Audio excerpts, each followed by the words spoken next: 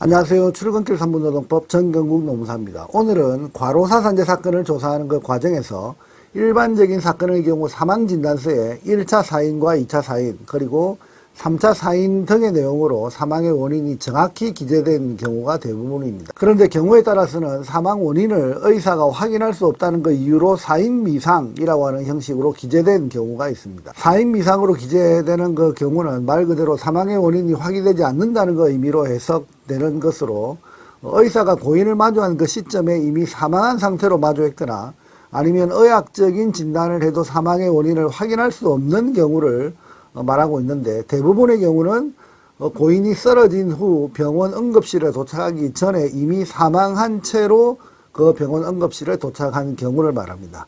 의사는 치료받을 그 환자를 접한 것이 아니라 이미 사망한 사체를 접했기 때문에 치료 행위가 없었고 그 결과 사망의 원인을 진단할 수 없다는 의미에서 의사들은 사인미상 이렇게 기재하는 경우가 많습니다.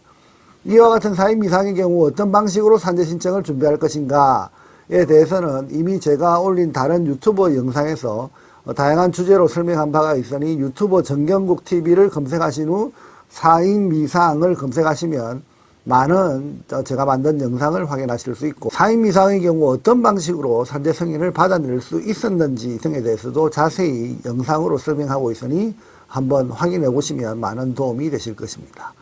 오늘은 이미 설명한 내용과 달리 근로복지공단에서 사인미상 산재 사건이 접수되면 어떤 업무 처리 방식으로 진행되는지, 업무 처리 프로세스는 어떻게 진행되는지 등에 대해서 알아보도록 하고, 이러한 프로세스 측에 어떤 방식으로 대처를 해야 사인미상에도 불구하고 일반 내시민관계 질환 산재 사건과 동일하게 주장되고 처리될 수 있는지 등에 대해서 한번 알아보도록 하겠습니다. 근로복지공단에 사인미상으로 접수된 과로사 산재 사건이 접수되면 그 처리되는 업무 프로세스가 어떻게 되는지를 한 번에 설명할 수 있는 그 자료는 보시는 바와 같이 표를 통해서 확인 가능합니다. 표에 의하면 일단 사인미상 과로사 산재 사건이 접수되면 최우선적으로 접수된 그 지사 재활보상부 재조사 담당자가 만약에 부검한 사건의 경우에는 부검 소견서를 요청할 것이고, 그 외에 119를 통해서 병원에 도착한 경우 구급일지와 그리고 구급구조증명원 등을 요구할 것입니다. 그리고 고인의 사망 전 기저질환에 대한 확인 작업을 위해서 건강보험공단 요양급여 내역 자료 과거 10년치를 발급 요청할 것이고, 그 외에 필요한 경우 병원 의무 기록 자료 등을 유족에게 요구한 후 해당 자료를 검토하는 절차를 진행하게 될 것입니다. 사인미상 산재 사건의 경우 크게 두 가지 유형으로 분류가 됩니다.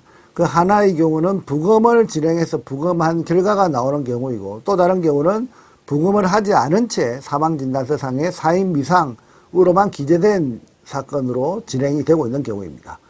보시는 그 표에서 확인되는 것처럼 부검을 실시한 경우에는 부검 결과 사망의 원인이 확인되는 경우가 대부분이라서 확인된 사망 원인을 기준으로 일반 사망 사건과 동일하게 조사를 하면 되는데, 아주 예외적으로 부검을 했음에도 불구하고 사망의 원인이 확인되지 않는 경우에는 결국 부검을 하지 않은 경우와 동일하게 근로복지공단 본부에 설치한 업무상 질병자문위원회의 사인미상 상병 확인 분과 쪽으로 사망의 원인을 분석하도록 의뢰하는 절차를 거치는 것으로 그렇게 근로복지공단 업무 처리 절차가 진행되고 있습니다. 최근에 제가 진행한 사인미상 사망 사건의 경우에도 부검을 했음에도 불구하고 사망 원인이 확인되지 않는 것으로 확인되어서 결국 공단본부 업무상 질병자문위원회 사인미상 상병 확인 분과에 의뢰한 후 최종적으로 심근경색으로 추정된다는 그 회신문을 통해서 사건이 조사된 사례가 있습니다. 앞서 말씀드린 바와 같이 업무상 질병자문위원회의 경우에는 직업성 암의 역학조사, 필요성 여부를 심사하는 분과가 있고, 그리고 정신질병에 해당하는 자살사건에 대한 재조사 방향을 자문하는 그 분과가 또 하나가 있습니다. 그리고 나머지 하나가 바로 사인미상 사건의 사망 원인과 그리고 조사 방향을 자문하는 분과, 이렇게 총 3개의 분과가 구성되어서 운영되고 있다는 점도 체크해 두시면 많은 도움이 되실 것으로 생각됩니다. 이처럼 세 가지 분과 중 4인 미상 사건의 경우 해당 분과에서 심사를 한 결과 결국 나올 수 있는 그 답변은 크게 두 가지로 분류된다 이렇게 볼 수 있습니다. 그 하나는 뇌심혈관계 질환이 원인이 되어 사망한 것으로 추정 또는 확인된다는 그 결론으로 분과에서 결론을 내리는 경우가 하나가 있고, 그리고 또 다른 하나는 사망의 원인이 이 분과에서조차도 확인되지 않는다는 결론일 것입니다. 여기서 전자의 경우에는 결국 사망의 원인을 최소한 확인된 것으로 정리가 되어서 유족 사건이 최초 접수된 지사로 해당 결과가 통보되면 이제야 지사에서 다른 과로사 산재 사건과 동일한 조사 흐름에 따라서 일반적인 과로사 산재 사건을 조사하는 절차를 진행한 후 업무상 질병판정위원회로 자료가 송부되고 최종 심의 후 결론 내는 방식으로 정상적인 절차대로 진행된다 이렇게 보시면 되겠습니다. 그런데 만일 사망의 원인이 확인되지 않는다는 방식으로 4인 미상 상병 확인 분과에서 결론을 내게 된다면 이런 경우에는 상당히 심각한 사항으로 흘러간다라고 볼 수 있습니다. 사망 원인을 본부의 업무상 질병자문위원회에서조차 특정할 수 없다는 말은 사망의 원인이 그야말로 미궁에 빠져 있다는 것이고, 이 말은 사망의 원인으로 업무적 과로와 스트레스가 원인이다라고 하는 부분의 주장을 무력화시키는 결론이 난 것으로 해석되기 때문에 사실상 유가족 입장에서는 최악의 결론으로 봐야 할 것입니다. 사망의 원인을 최종적으로 확인할 수 없다는 결론이 난다면 과로사 산재 사건에서는 사실상 치명적인 상황으로 해석해야 할 것입니다. 따라서 4인 미상의 사망진단서 자료를 접하게 된 경우에 어떻게 사망의 원인을 추정할 수 있을 것인가, 심근경색과 같은 뇌심혈관계를 원인으로 사망한 것으로 추정할 수 있는 그 방법은 없을 것인가에 대한 주장의 방법도 나름대로 고민해야 할 것입니다.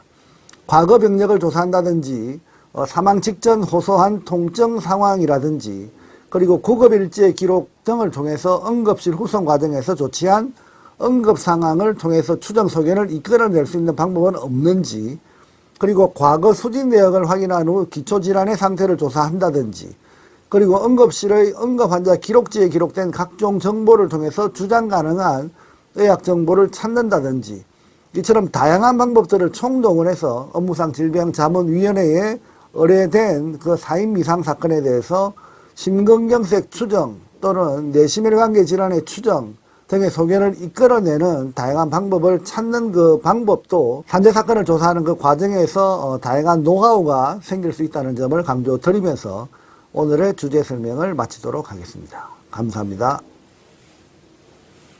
여의도 노무법인은 대표 노무사가 직접 조사하고 분석하고 최종 결론까지 책임 있게 진행합니다.